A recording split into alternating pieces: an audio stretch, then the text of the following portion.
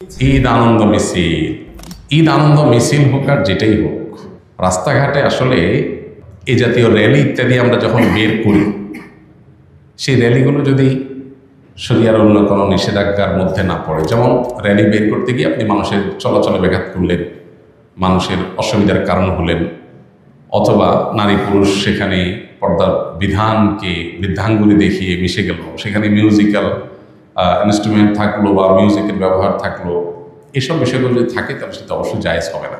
কিন্তু যদি সেগুলো না থাকে, পরিচ্ছন্ন থাকে, তাহলে সেক্ষেত্রে আনন্দ এবং উৎসব করে রাস্তায় বের হওয়া এটা নিষেধ না, মোটা দাগে এটা নিষেধ না। কিন্তু আমরা যখন রাস্তায় জাতীয় র্যালি বা মিছিল বের করি, সাধারণত রাস্তাঘাট বন্ধ করে, গাড়ি ঘোড়া চলাচল বন্ধ করে করি, সেটা তো আসলে অন্য মানুষদেরকে অধিকার নষ্ট করে করা হয়।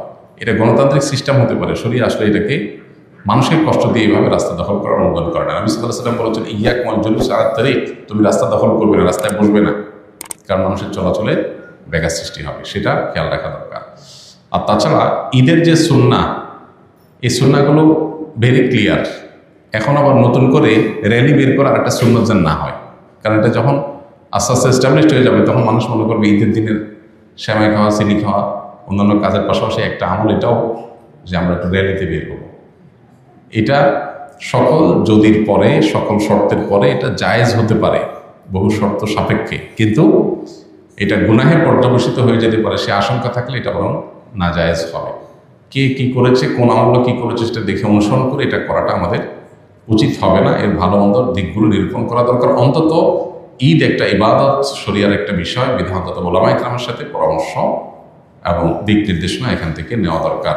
বাইতুল মুকাররম আছে, দেশের প্রধান প্রধান প্রতিষ্ঠানগুলো আছে, সেগুলোর দায়িত্বশীল গুরুত্বপূর্ণ ব্যক্তিবর্গ, কোরআন সুন্নাহর আলোকে যারা গাইড করতে পারবেন তাদের পরামর্শ নেওয়া দরকার। ঈদ উল ফিতরের সুন্নাহসমূহ কী কী? ঈদ উল ফিতরের সুন্নাহসমূহের মধ্যে থেকে সব কিছুর আগে যে সুন্নার নাম চলে আসে সেটা হলো তাকবীর পাঠ করা। আল্লাহু আকবার, আল্লাহু আকবার, লা ইলাহা ইল্লাল্লাহ, আল্লাহু আকবার, আল্লাহু আকবার, ওয়ালিল্লাহিল হামদ। এই তাকবীরটার পাঠ শুরু হবে কখন?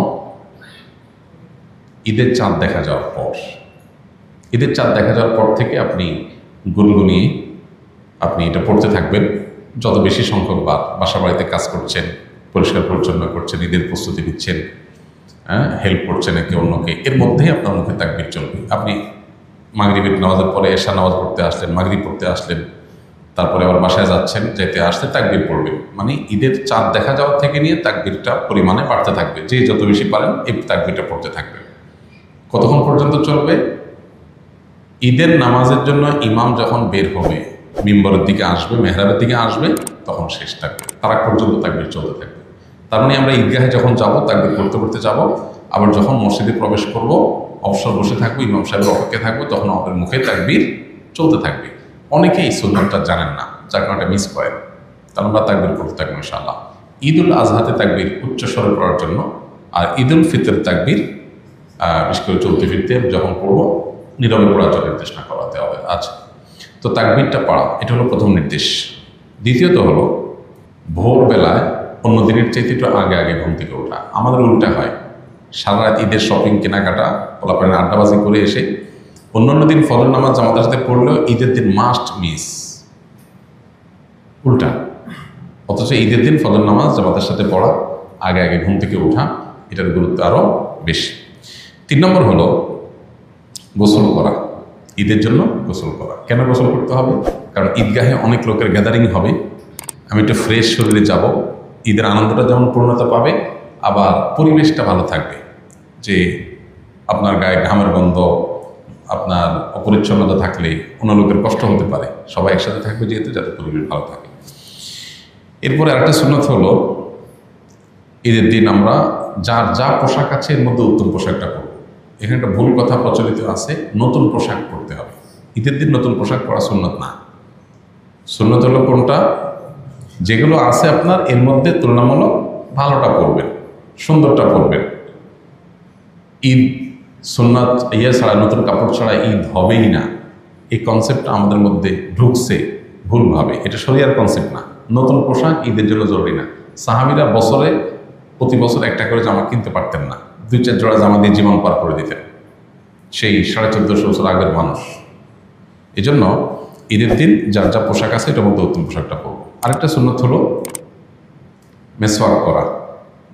এটাও এই জন্য যে আমরা অনেক গ্যাদারিংয়ের মধ্যে যাবো, ঈদগাহে সব মানুষের সাথে মিশবো, যাতে মুখে দুর্গন্ধ না হয়, পরিবেশ নষ্ট না হয়, অন্য কষ্ট না হয়, সেজন্য। আরেকটা সুন্নত হলো সুগন্ধি মাখা ঈদের দিন। আরেকটা সুন্নত হলো ঈদগাহে যাওয়ার আগে ঈদুল ফিতরে কিছু খেয়ে তারপর যাওয়া, ঈদুল আজহাতে না খেয়ে যাওয়া। ঈদুল ফিতরে হলো ঈদগাহে যাওয়ার আগে একটু খেজুর অথবা মিষ্টান্ন কিছু একটু খেয়ে তারপরে ঈদগাহে যাওয়া। এবং ঈদগাহে যাওয়ার ক্ষেত্রে যে রাস্তায় যাওয়া, আসার সময় ভিন্ন রাস্তায় আসা। আর যদি রাস্তা ভিন্ন না থাকে তাহলে রাস্তা এক পাশে যাওয়া, আরেক পাশে আসা।